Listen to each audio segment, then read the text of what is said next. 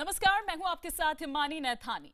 आज का दंगल में हम एक बड़ा खुलासा करने जा रहे हैं। ये वो खुलासा है जिससे यूपी की अखिलेश सरकार सवालों में घिर जाएगी।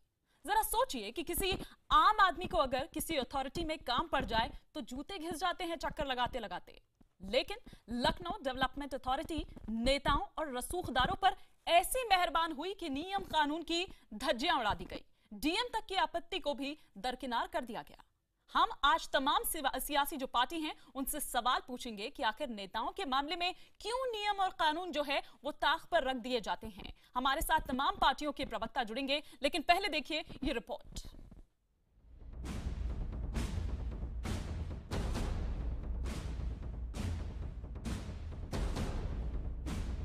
लखनऊ के पौष इलाके गोमती नगर में रसूखदार प्लॉट मालिकों पर अखिलेश सरकार कुछ इस कदर मेहरबान हुई कि एक झटके में इन रिहायशी प्लॉट्स को कमर्शियल में बदल दिया गया।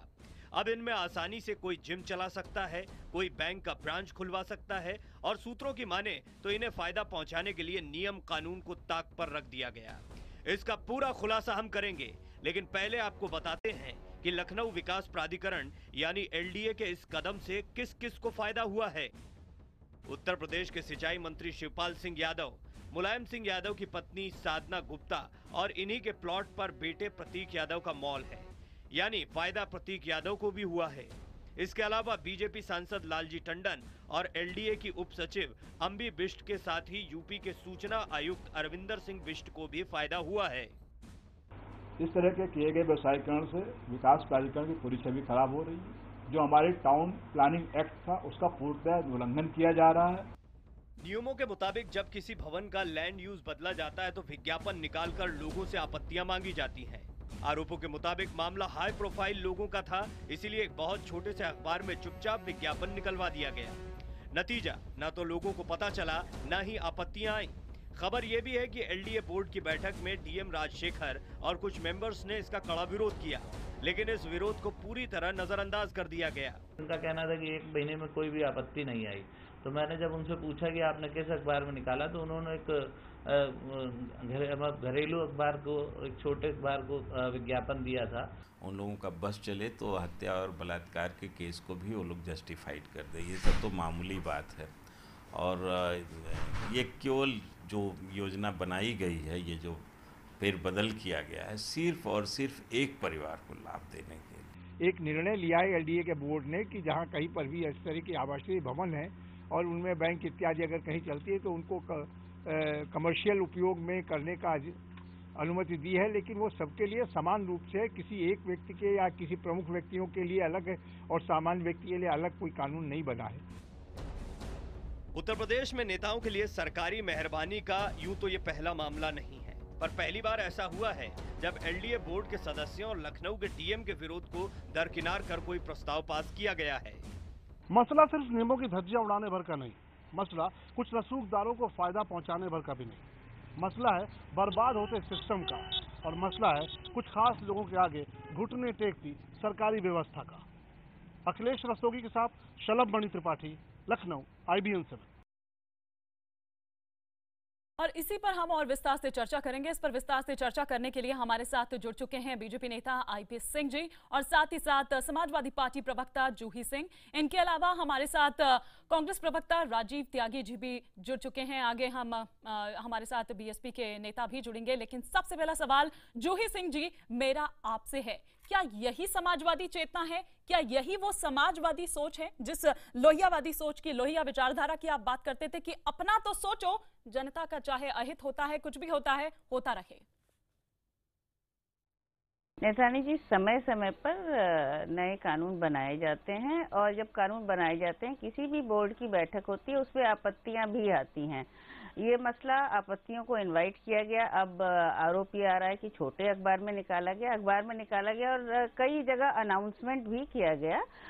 सभी को पता था। निकाला गया जूही जी, ये भी आप बता दीजिए और कहाँ वो अनाउंसमेंट की गई ये भी मुझे बता दीजिए, क्योंकि ये जो लखनऊ डेवलपमेंट अथॉरिटी के जो रूल जो बुक है वो मेरे पास है, जो कि ये बता रही है कि 2 कम से कम नेशनल लेवल के वो होने चाहिए। आप न्यूज़पेपर्स की अगर बात कर रही हैं तो नैथानी जी किस अखबार में निकला मुझे नहीं पता, लेकिन मैं गोमती नगर थाने में एक वहाँ पर महिला सुरक्षा पे कार्यक्रम हो रहा था, मैं खुद उसमें मौजूद थी, उसकी सीडी भी मौजूद होगी, उसमें भी अनाउंसमेंट हुआ और तब भी एक नवभारत टाइम्स के एक्स एडिटर थे, उन्होंने ये कहा कि अब तक 2 ही आपत्तियां आई हैं, ये तथ्य है और मैं खुद वहाँ मौजूद थी इसलिए मैं कह सकती हूँ। दूसरी बात, बहुत सारे लोगों के मकान हैं जहाँ पर की बात हम कर रहे हैं, केवल पॉलिटिशियंस के नहीं है, ये रूल सभी के लिए एप्लीकेबल है, हमने एक व्यक्ति के लिए एडवांटेज करने के लिए तो ये रूल बनाया नहीं है। आम आदमी होता, सब नेताओं के नाम है, मेरे पास पूरी लिस्ट है, पूरे उसमें नेताओं के नाम यहाँ पर है, तो मुझे ये बताइए कि क्या कोई आम आदमी होता तो उस पर भी इसी तरह की मेहरबानी की जाती?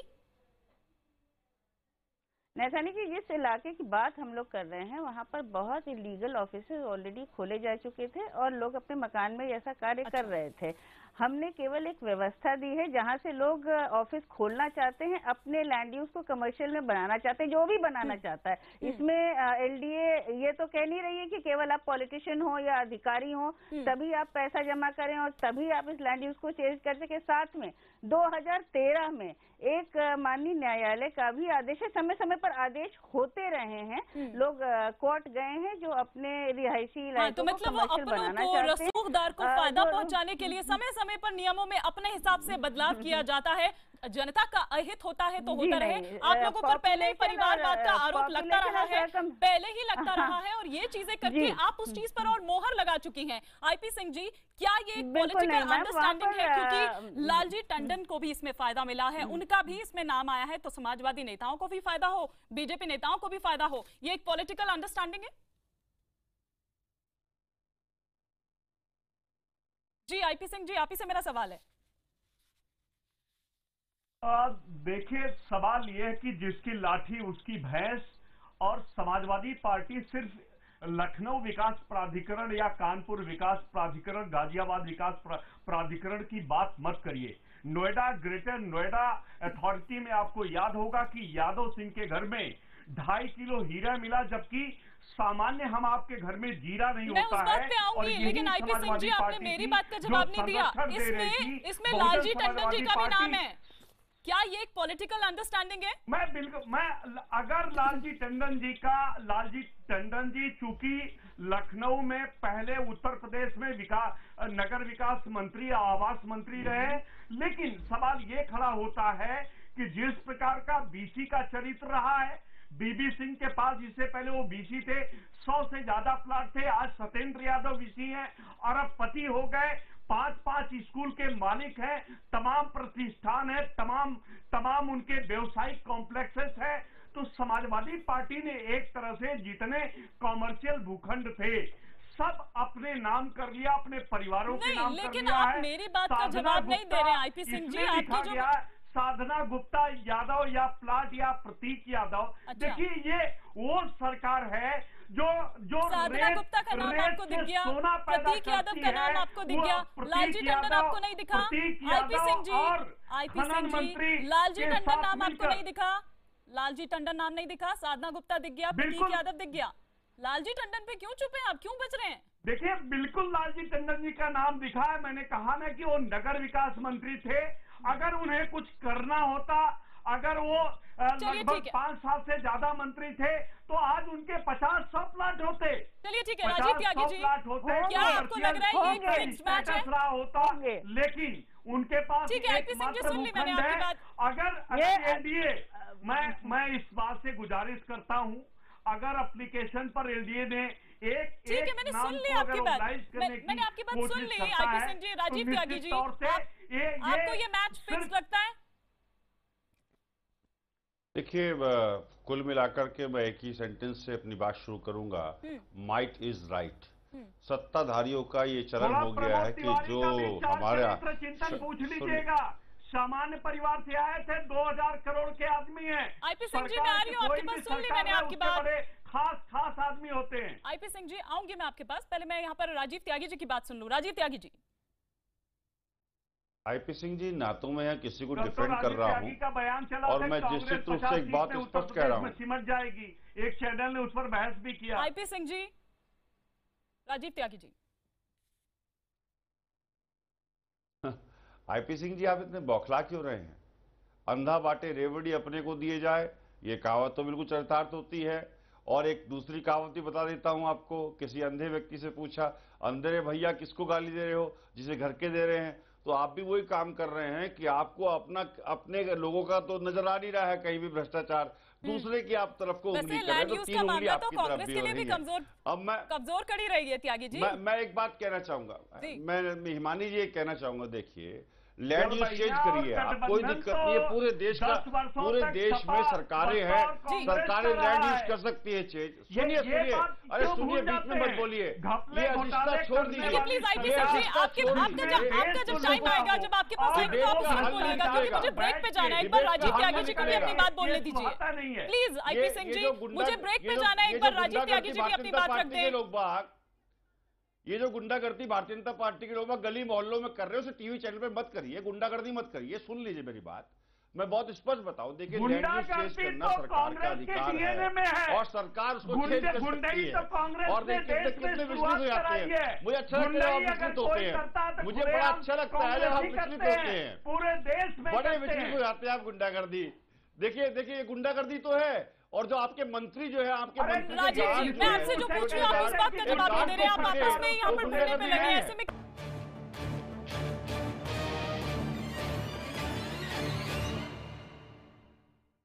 तो आज का दंगल आप देख रहे हैं, जिसमें हम लगातार बात कर रहे हैं कि किस तरह से यूपी में प्लॉट पॉलिटिक्स चल रही है और किस तरह से नियम कानून जो है उनकी धज्जियां उड़ाई गई। चर्चा हम कर रहे थे, ब्रेक पर जाने से पहले राजीव त्यागी जी को मैंने बीच में रोक दिया था। इस वक्त हमारे साथ फैजान खान भी जुड़ चुके हैं, बीएसपी नेता।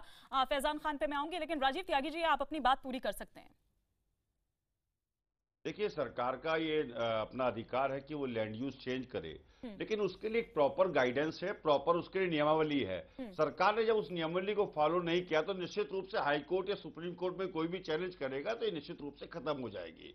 दूसरी बात, यदि आम लोगों को ये रिलीफ देना चाहती है समाजवादी पार्टी, तो 9 मीटर चौड़ी रोड पे पिछली सरकार जो बसपा की सरकार थी, उस वक्त एक निर्णय हुआ था जो कि मायावती जी ने पास ऑन नहीं किया था, जिसको नियम नहीं बनाया था कि 9 मीटर चौड़ी रोड पे आप कमर्शियल गतिविधियां कर सकते हैं पूरे स्टेट में। जब आम लोगों के लिए आप नियम नहीं बनाते हैं, खास लोगों के लिए नियम बनाते हैं, तो निश्चित रूप से लोग बाग राजनीतिक लोगों को हिकारत की दृष्टि से देखना शुरू कर देते हैं। और ये चिंता का विषय है, क्योंकि मैं भी राजनीतिक व्यक्ति हूं और मैं साफ गोई से कहना चाहता हूं कि राजनीतिक लोग बाग जब अपने हितों के लिए नियमों में तब्दीली करते हैं तो निश्चित रूप से चिंता का विषय है, चिंता का विषय है। जी चलिए, जूही जी आप रिएक्ट करना चाहेंगे? जो यहाँ पर राजीव त्यागी जी आरोप लगा रहे हैं, आरोप तो आप पर ये भी लगते रहे हैं कि प्राइवेट लिमिटेड की तरह चलती है आपकी सरकार, आपकी पार्टी जो है। आरोप गलत है। जो भी नियम बनाए गए हैं वो सभी के लिए बनाए गए हैं, ऐसे किसी को चिन्हित करके लाभ देने के लिए नहीं बनाए गए हैं। सबके ऑब्जेक्शन उत्तर प्रदेश में क्या सर आगे देख लेंगे, सर आगे देख लेंगे। नहीं कर सकता अभी, नहीं कर सकता, नहीं कर सकता है सर, नहीं कर सकता है अभी नहीं कर सकता है। आगे एक उदाहरण देता हूँ, सुनिए एक उदाहरण देता हूँ आपको। सर मैं तो आपकी बात नहीं सर, आप मुझे बोलने दीजिए। आप मेरे बीच में बोल रहे हैं, मैंने आपकी बात का समर्थन किया। मुझे पता है सर, आप उदाहरण मत दीजिए सर, मुझे बोलने दीजिए सर। मैं खुद आपसे कह रही हूँ कि अभी नहीं कर सकता, आपकी बात खत्म हो गई। ठीक है, ठीक करा लेंगे सर। अभी ये ऑर्डर रद्द हुआ है, ये लॉ बनाए। राजीव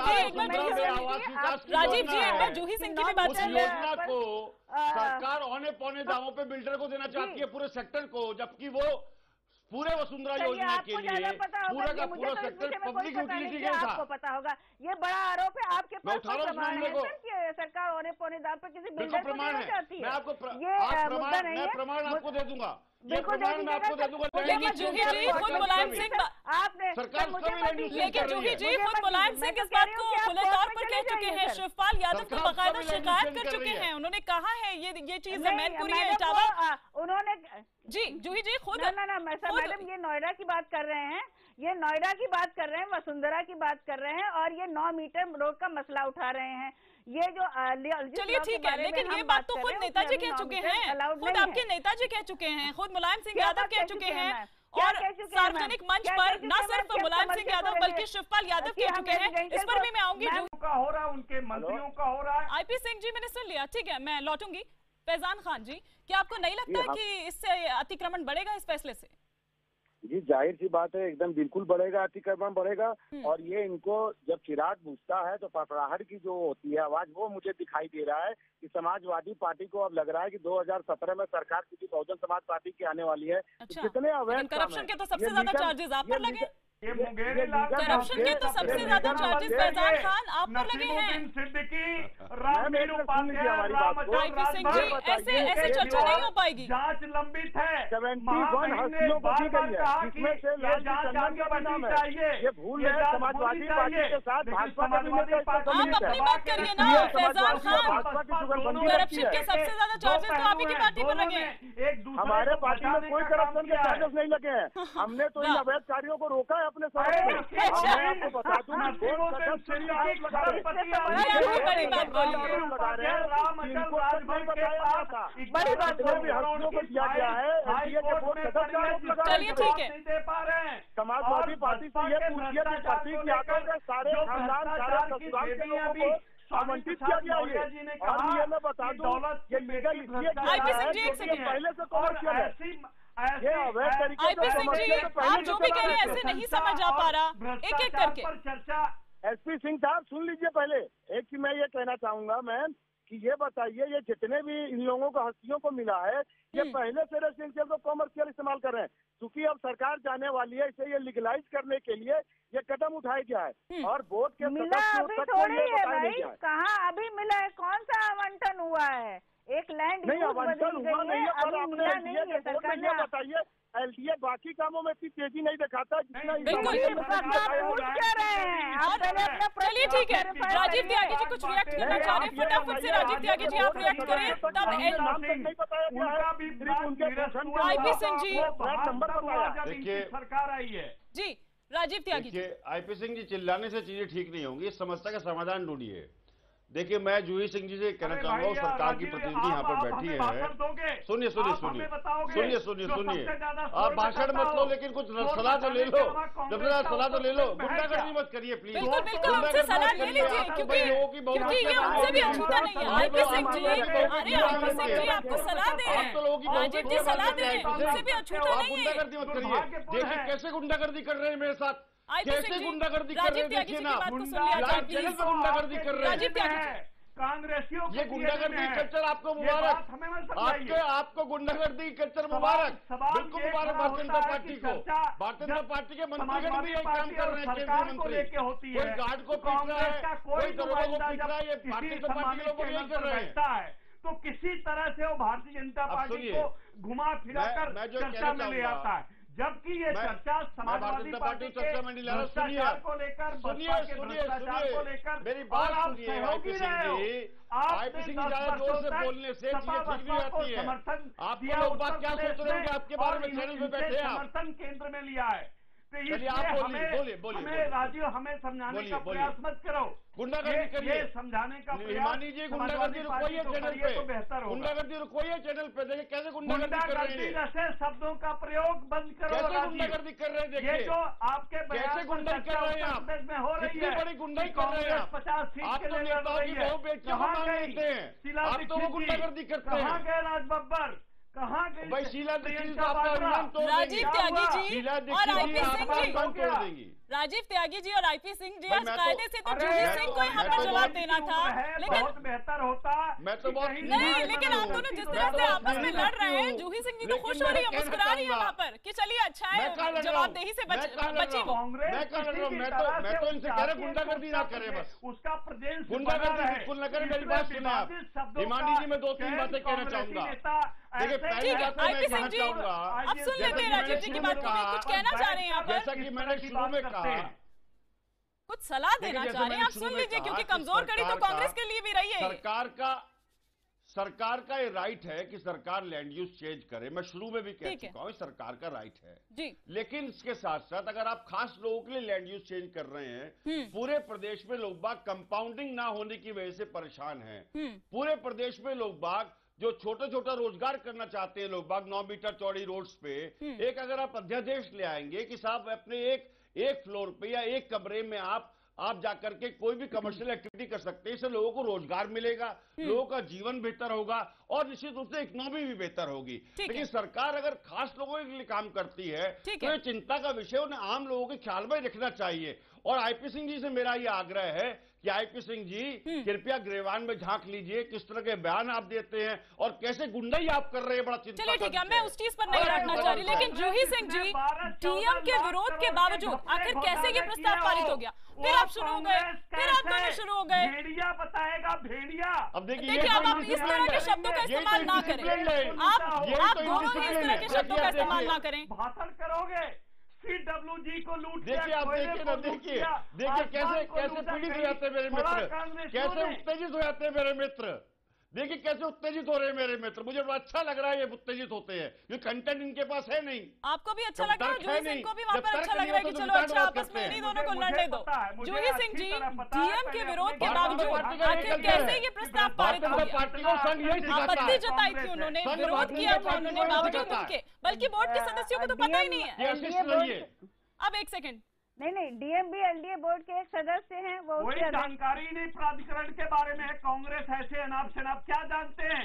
ये दिल्ली में बैठते हैं, क्या जानते हैं यहाँ के भ्रष्टाचार के बारे में? क्या आईपी सिंह जी, इनको आईपी सिंह जी, बस हो गया, बस ठीक है, हो गया। जूही सिंह जी से मेरा सवाल है, आईपी सिंह जी, जूही सिंह जी, आप मेरी बात का जवाब दीजिए। आखिर डीएम के विरोध के बावजूद ये कैसे प्रस्ताव पारित हो गया? इसका मतलब जिस तरह के आरोप लगते रहे, देखिए राजीव त्यागी जी और आईपी सिंह जी, ये बड़ा गलत है। आप दोनों को ही पूरा भरपूर मौका मिला है। अब जूही सिंह जी की बारी है, जरा उनसे भी तो जवाब ले लीजिए। पाकिस्तान के बारे में बोलिए। अरे अब पाकिस्तान कहां से बीच में आ गया? अभी छोड़िए आप राजीव जी। जूही जी, डीएम के विरोध के बावजूद कैसे आखिर ये प्रस्ताव पारित हो गया?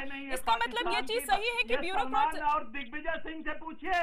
देखिए, दिग्विजय सिंह ने जिसे कश्मीर को जाकर के मोदी जी से पूछिए, जिन्होंने पूरा देश बर्बाद कर दिया है, आप डिरेल करने की कोशिश ना करें, मुद्दे पर रहे। अत्याचार, नौजवानों को रोजगार न देकर के पूरे देश पर अत्याचार कर रहे हैं। क्या ऐसे अच्छे दिन आएंगे? राजीव जी, जूही जी, आपसे मेरा सवाल है, आप जवाब दें। आईपी सिंह जी, ऐसे नहीं चलेगा। देश के बारे में ma'am ma'am Rajiv ji please, उनकी अध्यक्षता में मीटिंग नहीं हुई थी, उन्होंने अपने ऑब्जेक्शंस वहाँ पर दर्ज कराए होंगे जिस विषय पे अध्यक्ष ने उन ऑब्जेक्शंस को जरूर जी हाँ, डीएम के विरोध के बाद भी पूरा बोर्ड है। आप ये कह रहे हैं कि राजशेखर जी यानी कि जो डीएम है वो थे ही नहीं मीटिंग में मौजूद, लेकिन आरोप तो आप लोगों पर ये लग रहे हैं कि सदस्य जो है अगर वो बोर्ड के सदस्य उनको बताया नहीं गया, उनको बताया नहीं गया कि भैया किसके प्लॉट है, कहाँ प्लॉट है। ये राजशेखर बता सकते हैं मैम, ये राजशेखर बता सकते हैं मैम कि वो वहाँ थे कि नहीं थे, उन्होंने क्या विरोध दर्ज कराया, लेकिन वो उस मीटिंग की अध्यक्षता नहीं करता है। कोई भी डिस्ट्रिक्ट मैजिस्ट्रेट जो अध्यक्षता कर रहा है उसने सबकी जो भी ऑब्जेक्शंस है वो अकाउंट फॉर लेकर बाय रूल ये लॉ बनाया होगा। किसी एक नहीं तो मतलब आप ये कह रही है कि डीएम जो विरोध कर रहे हैं वो बेकार है, उसका कोई मतलब ही नहीं है। नहीं जूही जी, मतलब तो मैं ये समझू ना कि आप ये कह रही है कि डीएम अगर विरोध कर रहे हैं, वो एक बोर्ड है तो मतलब उनकी बात का कोई मतलब नहीं है, यही तो मैं कह रही हूँ। उन्होंने किसी उनका क्या टेक्निकल ऑब्जेक्शन उस मीटिंग में रहा होगा ये मुझे जानना जरूरी है। वो विरोध नहीं होता, ये पॉलिटिक्स नहीं है ma'am, this has to be according to rules. और त्यागी जी का सजेशन अच्छा है, जो त्यागी जी कह रहे हैं कि कंपाउंडिंग की वजह से लोग सफर करते हैं। तो फिर आप ये बताइए कि फिर गुमराह क्यों किया? एक आदमी के लिए रूल नहीं बनाते। चलिए ठीक है, लेकिन ये बताइए फिर गुमराह क्यों किया? क्यों नहीं बताया गया कि किसके प्लॉट है? किसने गुमराह किया? मैं गुमराह किसी को नहीं कर रही हूँ, मैं बिल्कुल पहुंचाऊंगी, जो बात सही है वो बिल्कुल पहुंचाऊंगी और पैनल पे बोल रही हूँ। लेकिन डिस्ट्रिक्ट मैजिस्ट्रेट इस मामले में अधिकृत नहीं है कि वो बोर्ड का डिसीजन ओवरराइड कर दे। मैं अपना ऑब्जेक्शन मैं जूही जी, मैं बोर्ड के मेंबर्स की ही बात कर रही हूँ, मुझे नहीं पता क्या मैं बोर्ड के मेंबर्स की ही बात कर रही हूँ, मैं बोर्ड के मेंबर्स की बात कर रही हूँ कि उन्होंने ये कहा है कि उनको गुमराह किया गया, उनको बताया ही नहीं गया करता है, कोई प्रिसाइड करता है। चलिए ठीक है,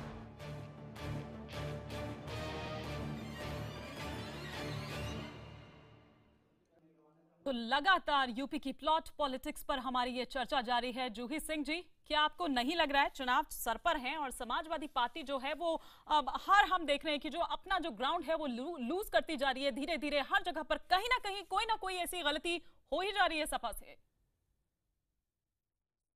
मुझे नहीं लग रहा मैम, एक रिहायशी प्लॉट को बाय लॉ अगर आप बहुत सारे लोगों को, लखनऊ की पूरी जनता को अलाउ कर रहे हैं कि आप कमर्शियल कर सकें, तो बहुत बड़ी, हम कोई गुनाह नहीं कर रहे हैं। जी, किस लॉ की बात कर रही हैं आप? मुझे समझ नहीं आ रहा, क्योंकि यहाँ यही तो बात है कि लॉ ही फॉलो नहीं हुआ है, कानून नियम जो है उनकी धज्जियां उड़ाई गई हैं।